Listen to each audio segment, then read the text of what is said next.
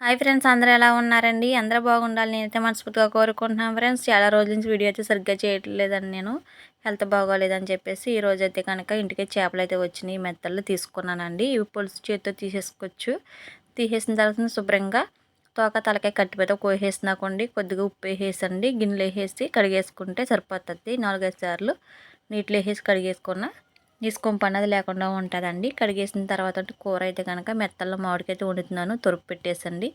దాంట్లో కొంచెం నూనె వేసేసి ఉల్లిపాయ ముక్కలు వేసేసండి. దోరగా వేగినాక ఉప్పు, కారం, పసుపు, చేపలు అన్నీ వేసేసి తొరుపు పెట్టేసిన తర్వాత నీళ్ళైతే వేసేసాను. కొద్దిగా కూర ఎగురుతుంది అనిపించుకుని మామిడికాయ ముక్కలు కోసేసి పక్కన పెట్టుకున్నానండి. అలాగే జీలకర్ర, ధనియాలు, గసగసాలు, ఎల్లిపాయలు నూరేసి మసాలా కూడా పక్కన పెట్టాను. కూర ఎగిరిన తర్వాత మామిడికాయ ముక్కలు అయితే వేసుకోవాలి. మెత్తల్లో మామిడికాయ కూర అయితే టేస్ట్ చాలా బాగుంటుందండి. మా పల్లెటూరులో అయితే చాలా మటుకు మేము ఇలాగ కూరలు అయితే ఇలాగ వండుతాం. చిన్న చేపల్లో మామిడికాయ వేసి వండుకుంటే బాగుంటుందండి టేస్ట్ అయితేని. కట్టెల పొయ్యి మీద కదండి, కూరలు కూడా బాగుంటాయి. కూర బాగా ఎగిరినకుండా అయితే మామిడికాయ ముక్కలు అయితే వేసేస్తానండి. తర్వాత మసాలా కూడా వేసాను.